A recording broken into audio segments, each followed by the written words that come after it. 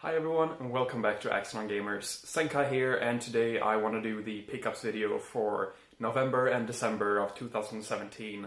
It's actually 2018 now, so Happy New Year people. And yeah, I just really want to do this video before I move on to the top or favorite games of 2017. So let's get to it. So the most recent pickup, let's see here. I actually got Dagger Alpha B3 Killing Harmony for PS Vita, and this reversible cover here is actually really awesome. I talked about this game in a recent pickups video. I was talking about how I did buy the game digitally, and if I wanted a physical copy, it would make more sense to get it on PS4, so I had both. But the thing is, I realized I much prefer playing these games on the go, and I finished the game now, I love it, and so I really needed a physical copy of the game in my collection. I felt like a huge urge to actually own this game, so I got it for the Vita. The thing that I actually talked about last time as well is that if you want to play the game in Japanese, you have to download a patch for this one, so that's the only downside. However, tried out the cartridge as is on my friend's PS Vita, and it turned out that it plays fairly well. This is one of the best games of the year in my opinion, and yeah, I mean, audio aside, I still think the overall story and everything is fantastic in this one, so very happy to have this. I got it for a good price as well, so there's that. Also the reversible cover, one more time, and on the back side looks actually pretty cool too. So yeah, that's Dagger Alpha B3, and another game I got back in November was Sonic Forces for Nintendo Switch, and this is a game I really like, actually. I don't know when I'll be talking about this in detail. There's not enough to say about this to make a full review, but just to keep it short, I really enjoyed the game. It's a half-price game, so of course it's not as good as I was hoping it to be. For whatever reason, this retailed for 35 euros instead of the full 60 or 70, which games cost over here. So, I don't know, it was a bit short, but still it had a lot of good content.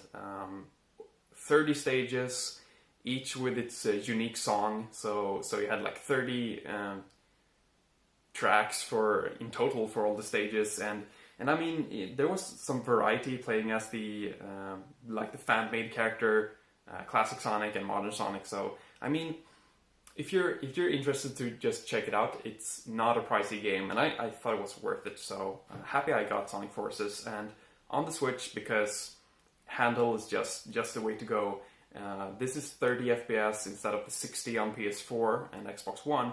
However, I don't think it impacts the game at all. It looks better in 60 FPS, of course, but the controls and everything, it feels just as good playing on the Switch. So, next up, let's see. I got this for Christmas, actually. Mario plus Rabbids Kingdom Battle. This was a game I've been wanting to play for quite some time. Having very bad experiences with Ubisoft games overall, this was the game I was going to buy myself. I waited for either a price drop or yeah, what turned out to happen that I got it for Christmas. So that was great. Been playing this not too much, but I really enjoyed what I played so far. It's a you can really tell from playing the game that the developers had a good time making the game. Not just so what can I say? There's not a ton of fan service for Mario fans or Rabbids fans. It's like the overall game feels very nice. There's a lot of detail, and as far as Easter eggs and cameos, I'm sure there'll be more of that the more I play. But just from the introduction, I feel the overall quality is good. The graphics could be better and everything, but to know that they put their time and effort into creating other things than just graphics in the game, it's a good thing. So I mean, overall good impressions with this one, and whenever I do beat it, I might as well do a review for this one, because it feels like a game where there's a lot to talk about. Actually, the combat is surprisingly good, I have to say. Another Christmas gift, Yokai Watch 2 Psychic Spectres. This is really awesome because I was a huge fan of the franchise, not so much of the game. I did buy the original Yokai Watch back when it came out, but I never finished the game. Let's see if you can just see that. I'm not too good with like knowing how well the camera picks up these things. But anyway, so I played the first Yokai Watch. I thought it was good and everything, but I got stuck for whatever reason. I didn't pay attention to the very like few mechanics the game actually had. It was easy enough to just get into the gameplay, and I had no problems defeating the bosses and stuff. But there was something with like side quests and stuff. I will go back and finish that game. Last time I picked it up just to see where I was. I did actually move on in the story, so I think I'll beat it with no problem. And the thing is that Yokai Watch 2 looks better, and I've been excited to buy one of the two versions. There's fleshy and bony, I believe. But then this third version came out, and this is supposed to be the best one. Even better than the two already available. So I'm happy I didn't buy one of those. And my friend who played the original Yokai Watch together with me got this to me for Christmas. So thanks a lot for that. We'll see when I get around to it, but very very happy to have this one because I know it's going to be a good game for sure. So a few games here that I bought myself. This was during Black Friday.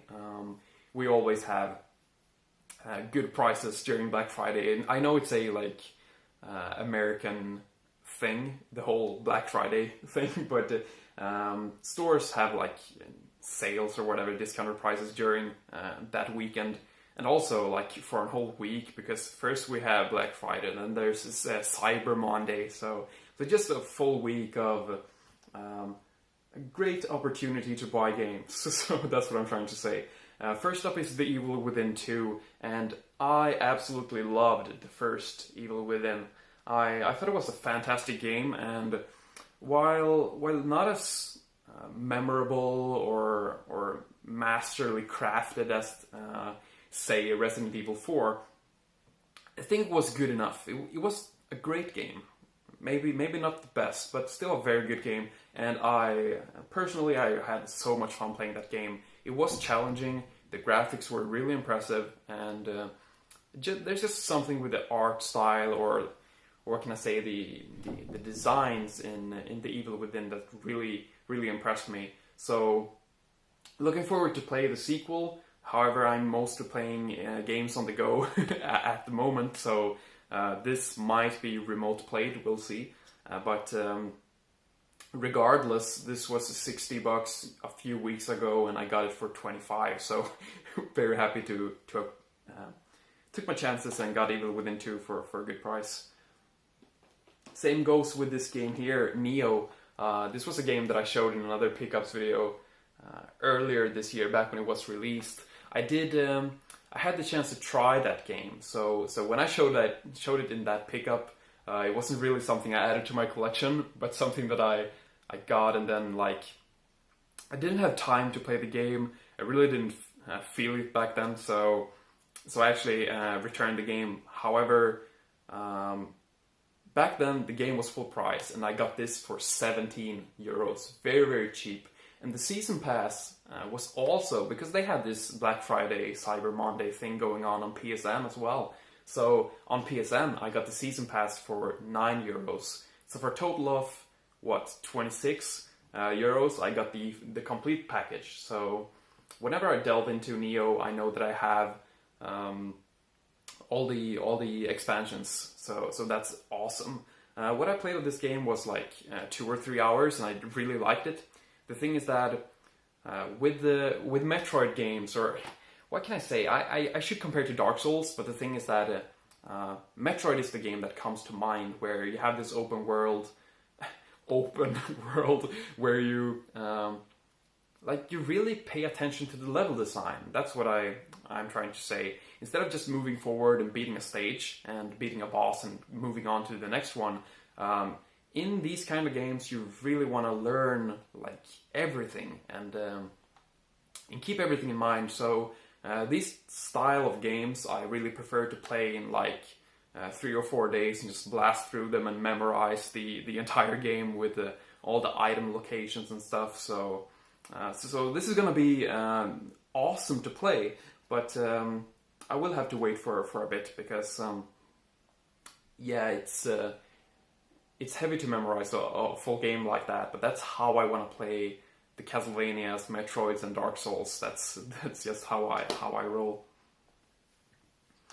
This was not on Black Friday, however, another PS4 game, so I got Horizon Zero Dawn Complete Edition. Yes, Complete Edition. This is a game I really like, but I never finished. I played the original Horizon Zero Dawn, and I thought it was really good. And I have been playing this every now and then. What can I say? Compared to Neo, this is a game that I actually can play for an hour every now and then and feel progress.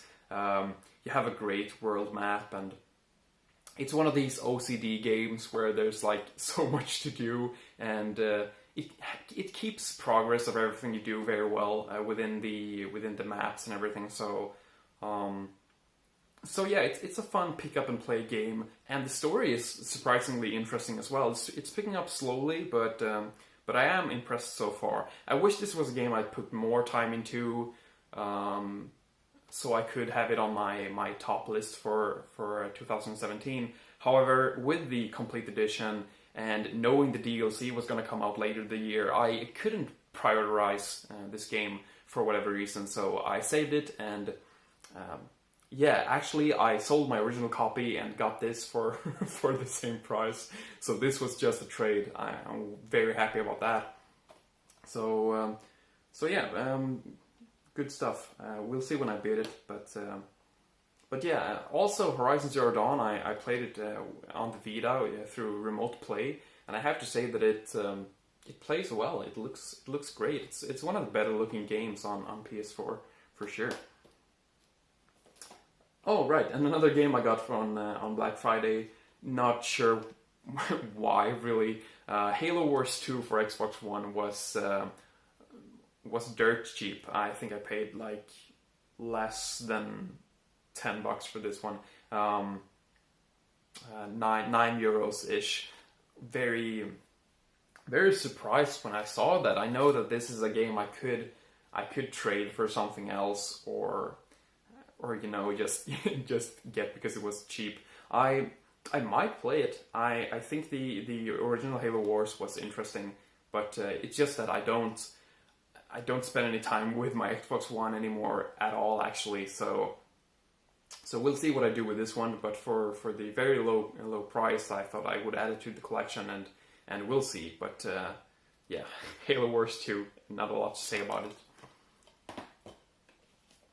So here are actually some games I forgot to mention in my last pickups video. The games I picked up in September, I believe, but I just forgot about them entirely. First up is Yakuza Kiwami. This I got for my birthday actually, and this is a remake of a Yakuza game I already finished. So we'll see when I get around to play it. But I always feel like supporting the Yakuza series. So I did buy Yakuza 0 earlier this year, and to get this for my birthday, it was great. I've been more of a collector when it comes to the Yakuza game than actually playing them. I really want to get around to try and beat the series more. But since I finished the first game, I really liked it. Replaying it with the PS4 graphics and maybe starting the series anew from there could be a good idea. So happy to have this one. Also, the steel case is really beautiful too. If you take away this slipcover, you'll see here on the front. I can't remember her name, but this is the girl you take care of throughout the whole game. And looking at the covers and everything for the rest of the series, it seems like she's sticking around. So actually really interested to see where the story goes in the Yakuza series. I also got Marvel vs. Capcom Infinite. This is a really good fighting game. Not as good a game. I I suppose. There are not a lot of modes. It's the same story as it was with Street Fighter V. I picked that game up. I played it online. I had a lot of fun. It's a great game mechanics wise. I'm an old school fighting game player, so playing fighting games was mostly for training mode and then versus mode. So to me, it's really no problem. This is a great game to me, but yeah, I quickly lost interest because there's not a lot of people playing this right now around where I live and stuff. So yeah, I could go online, but I picked the team off. I learned Thanos, Gamora, and obviously I had my main Zero from Marvel 3. So yeah, I got pretty far online, but the thing is, fighting games I prefer playing with friends. So there's that. And yeah, highlight of the year, Ys 8, Lacrimosa of Donna. This fantastic game right here. I'll show you. This is the reversible cover, and this is a game I already finished, or actually completed on the Vita before it was even released here. I absolutely love this game, and the thing is, replaying it on PS4, there was not a lot new stuff for me to see, so it was just more of the same. A lot of fun, of course, but one of the reasons I wanted to replay it on PS4 was for the translation, which they are gonna redo. So I will play this game one more time when they do patch it and release the new translation for the game.